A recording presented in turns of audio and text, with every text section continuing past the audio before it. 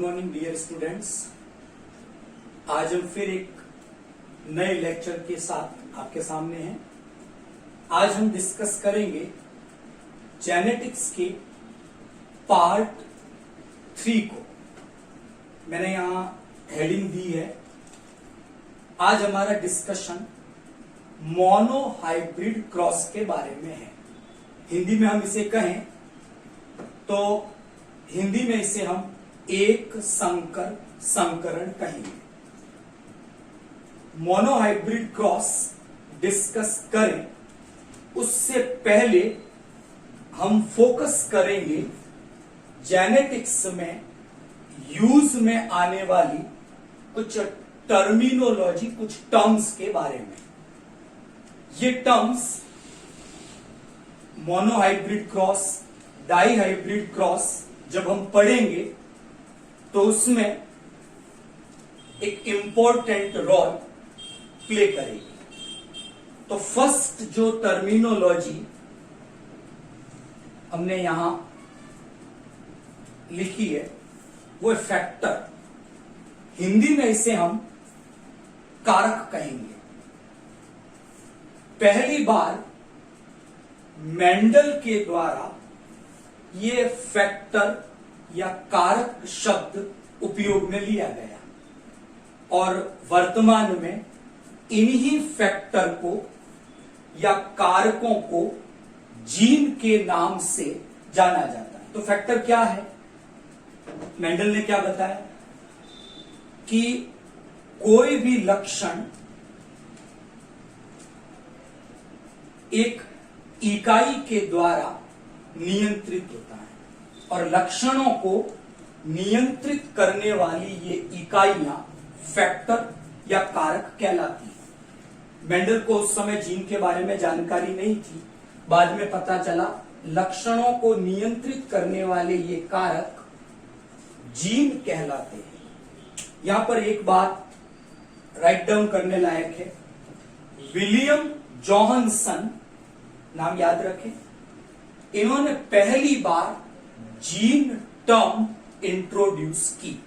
अगर हम एक जीन की डेफिनेशन देना चाहें तो एक बड़ी सिंपल सी परिभाषा तो ये बन सकती है, gene is the unit of heredity, कि वंशागति जो है कि लक्षण जनक से संतति में जा रहे हैं, तो वंशागति की जो इकाई है उसे जीन कहा जाता है। नंबर 2, सेकंड जो टर्म जेनेटिक्स में यूज में आएगी वो है एलील। हिंदी में इसे हम युग्म विकल्पी कहेंगे। मेंडल ने क्या कहा कि लक्षणों को नियंत्रित करने वाले ये जो कारक है वो हमेशा जोड़ियों में पाए जाते हैं। तो ऐसा कहें हम कि factors are present in paired condition. तो मेंडल ने पहली बार ये जानकारी दी कि लक्षणों को नियंत्रित करने वाले कारक जोड़ियों में पाए जाते हैं और एक कारक की ये जो दो जोड़ियां, दो विकल्प हैं, उन्हें एलील या युग्म विकल्पी कहा जाता है। आगे एक्सपेरिमेंट में इनको डिटेल डिस्कस करेंगे। नेक्स्ट, थर्ड टर्मिनोलॉजी है हमारे पास होमोजाइगस। हिंदी में इसे हम समयुग्मजी शब्द से परिभाषित करते हैं। क्या है होमोजाइगस? अगर मैं बहुत सरल भाषा में कहूं तो होमोजाइगस के लिए हम प्योर या शुद्ध शब्द प्रयोग में लेते हैं। क्या है होमोजाइगस? कि ऐसा जीव जिसमें किसी कारक विशेष के दोनों एलील आइडेंटिकल हो, एक जैसे हो, तो ऐसे जो जीव है वो होमोजाइगस कहलाएंगे। इन्हें हम शुद्ध कह सकते हैं। ऐसा भी सवाल पूछा जा सकता है कि अगर कोई होमोजाइगस है, जैसे यहां पर एक एग्जांपल है कैपिटल टी, एक कारक के जो दोनों एलील है, युग्म विकल्पी है, आइडेंटिकल है, तो ये होमोजाइगस है। यहां पर भी होमोजाइगस है, स्मॉल टी, एक कारक के दोनों विकल्प आइडेंटिकल है। तो होमोजाइगस जब युग्मक बनाएंगे तो वो युग्मक सिंगल टाइप के सब एक जैसे युग्मक बनेंगे। नेक्स्ट टर्मिनोलॉजी है हेटेरोजाइगस, हिंदी में इसे हम विषम युग्मजी कहेंगे। इन्हें हम हाइब्रिड,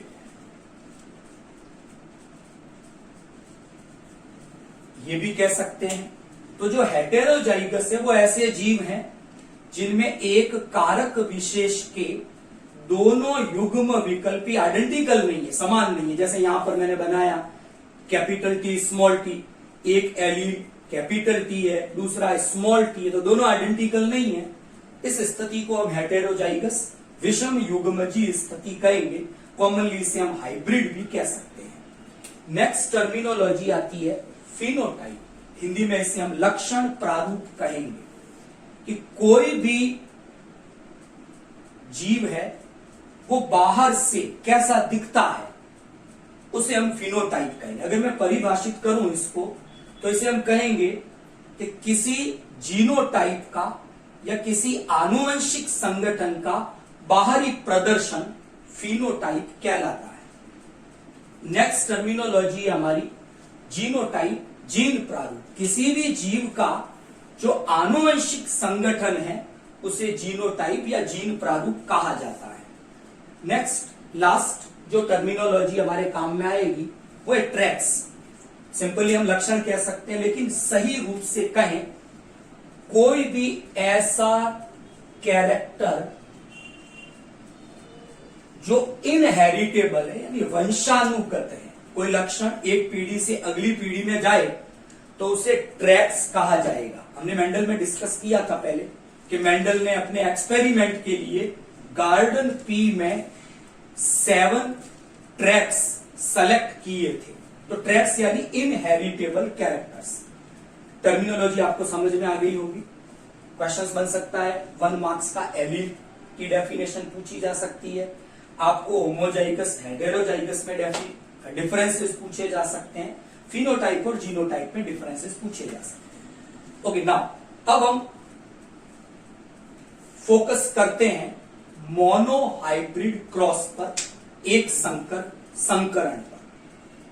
मेंडल ने गार्डन पी पर जो पहले प्रकार के एक्सपेरिमेंट किए वो एक्सपेरिमेंट थे मोनोहाइब्रिड क्रॉस।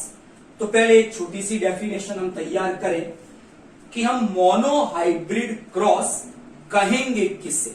तो सिंपल सी 2 परिभाषाएं हम यहां पर बना सकते हैं कि यदि हम एक लक्षण की वंशागति का अध्ययन करें तो ऐसा अध्ययन मोनोहाइब्रिड क्रॉस के द्वारा किया जाएगा। आप लोग राइट डाउन भी कर सकते हैं, the study of inheritance of a single tract is called monohybrid cross. एक लक्षण की वंशागति का अध्ययन एक संकर संकरण कहलाता है। ओके, नंबर 2 एक डेफिनेशन हम और दे सकते हैं। मेंडल ने कहा था कि लक्षणों का नियंत्रण कारक करते हैं। तो मोनोहाइब्रिड क्रॉस एक ऐसा क्रॉस है जिसमें एक जोड़ी कारक सम्मिलित होते हैं। तो हमारी परिभाषा ऐसे बन सकती है कि मोनोहाइब्रिड क्रॉस एक ऐसा क्रॉस है जिसमें एक जोड़ी कारक सम्मिलित होते हैं। हमने यहां पर एक एग्जांपल लिया है।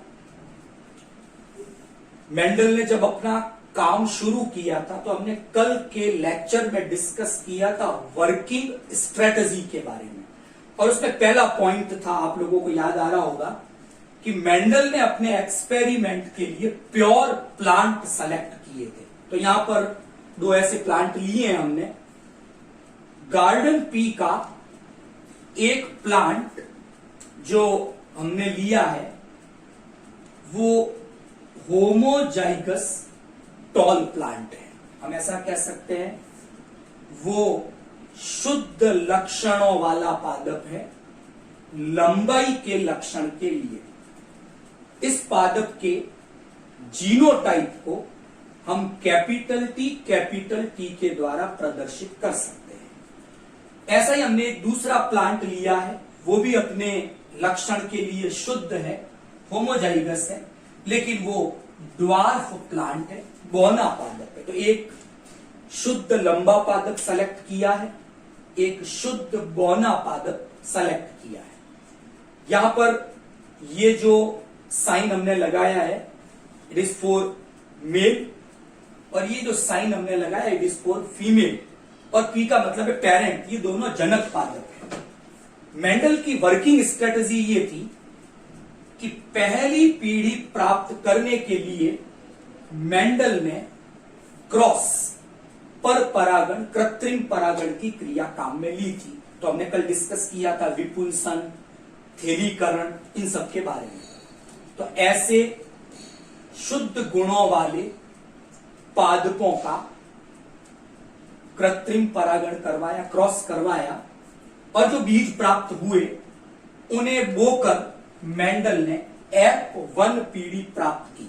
मैंने कल भी बताया था F का मतलब है फिलियल, संतति, ये पहली संतति मिली। तो इन बीजों को उगाने के बाद जो पहली संतति मिली, मेंडल ने नोट किया कि इस संतति के सभी पादप लंबे थे। यहां पर नोट करने वाली बात है, एक निष्कर्ष निकलता है कि यहां पर जो पादप की लंबाई का लक्षण है वो एक प्रभावी लक्षण है, क्योंकि उसने F1 पीढ़ी में अपने आप को प्रकट किया है, जबकि जो ड्वार्फ बौनापन का जो लक्षण है वो अप्रभावी लक्षण है, क्योंकि प्रभावी की उपस्थिति में वो अपने आप को प्रकट नहीं कर पाया। कल वाला चार्ट थोड़ा आप याद कीजिए। मेंडल ने 7 कॉन्ट्रास्टिंग ट्रैट, 7 विपर्यासी लक्षण काम में लिए थे, और हमने कहा था उसमें से एक विकल्प प्रभावी, एक विकल्प अप्रभावी। तो मेंडल ने केवल तने की लंबाई पे नहीं, उन सभी लक्षणों के लिए ये मोनोहाइब्रिड क्रॉस किया और पता किया कि कौन सा विकल्प प्रभावी है और कौन सा विकल्प अप्रभावी है। यहां तक थी। नेक्स्ट एक्सपेरिमेंट में आगे बढ़ते हैं कि जो F1 पीढ़ी के जो पादप थे, इन पादपों का मेंडल ने स्वपरागण, सेल्फ पॉलिनेशन करवाया। तो यहां पर अब F1 पीढ़ी जो है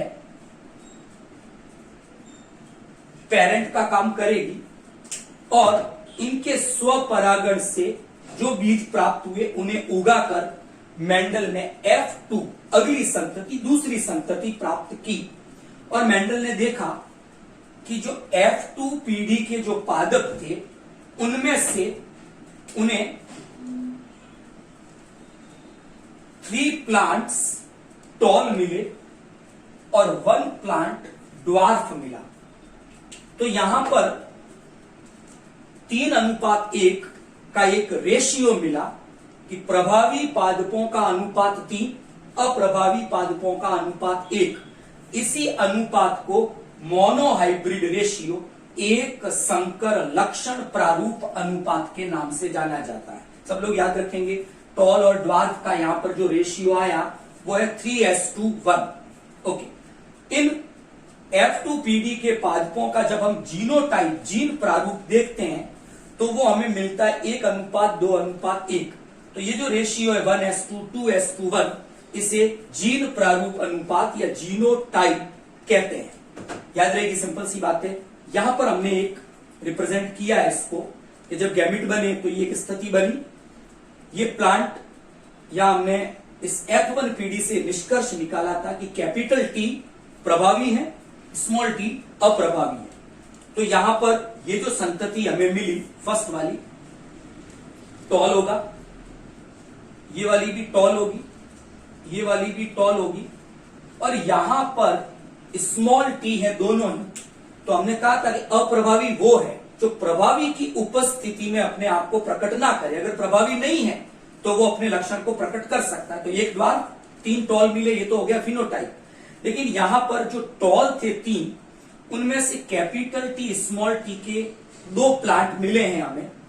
ये दोनों हेटेरोजाइगस है, विषम युग्मजी है, क्योंकि इनके दोनों एलील आइडेंटिकल नहीं है। तो जीनोटाइप हमें 3 प्रकार का मिला, capital T 1, capital T small t 2 और स्मॉल t 1।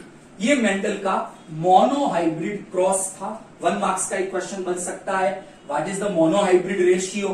तो टॉल और ड्वार्फ, डोमिनेंट और रिसेसिव का जो रेशियो आपको मिलेगा वही आपका मोनोहाइब्रिड रेशियो है, वो 3:1 है। जीन प्रारूप अनुपात भी आप लोग याद कर लेंगे, 1:2:1। सम युग्मजी प्रभावी 1, विषम युग्मजी प्रभावी 2 और सम युग्मजी प्रभावी 1। ये याद रखने का सही तरीका। यहां तक आई होप आपको समझ में आ गया होगा मोनोहाइब्रिड क्रॉस के बारे में। अब सबसे इंपॉर्टेंट बात, इस मोनोहाइब्रिड क्रॉस के आधार पर मेंडल ने जो भी ये निष्कर्ष निकाला, कॉरेंस ने, कल हम डिस्कस कर रहे थे कि मेंडल के कार्यों की खोज 3 वैज्ञानिकों ने की, वॉन शेरमॉक, ह्यूगो डी व्रिज और कॉर्ल कॉरेंस। उसमें से जो जर्मन साइंटिस्ट हैं कॉर्ल कॉरेंस, उन्होंने इस वर्ग के बेसिस पर वंशागति से संबंधित कुछ नियम दिए, जिन्हें मेंडल के सम्मान में मेंडल के वंशागति के नियम कहा जाता है। तो इस मोनोहाइब्रिड क्रॉस के आधार पर मेंडल ने वंशागति से संबंधित 2 नियम दिए हैं। उसमें से फर्स्ट लॉ जो है वो है लॉ ऑफ डोमिनेंस, प्रभाविता का नियम, लेटर डिस्कस करेंगे अगले वाले पार्ट में। और दूसरा नियम दिया है प्यूरिटी ऑफ गैमेट, युग्मकों की शुद्धता का नियम। यहां तक ठीक। कल हमारा डिस्कशन होगा डाई हाइब्रिड क्रॉस के बारे में। Thank you.